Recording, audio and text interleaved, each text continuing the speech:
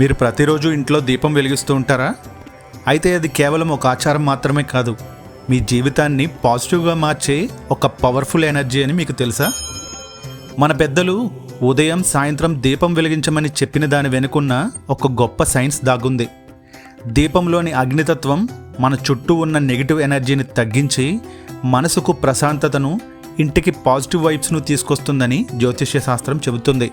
అంతేకాదు, దీపం వెలుగును కొన్ని క్షణాలు చూస్తే మన బ్రెయిన్కి క్లారిటీ, ఫోకస్, ఎనర్జీ పెరుగుతాయని సైన్స్ కూడా చెబుతుంది.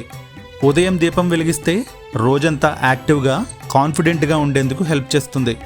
సాయంత్రం దీపం వెలిగిస్తే రోజంతా వచ్చిన టెన్షన్, స్ట్రెస్ తగ్గి మనసు రిలాక్స్ అవుతుంది. కానీ ఇక్కడే ఒక సీక్రెట్ ఉంది.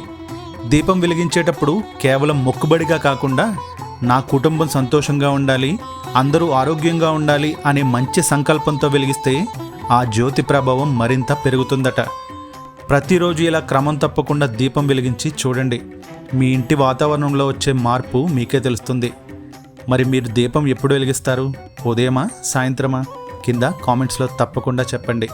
ఈ వీడియో కనుక నచ్చితే మీ ఫ్యామిలీకి, ఫ్రెండ్స్కి షేర్ చేయండి. సర్వే జనా సుఖినో భవంతు.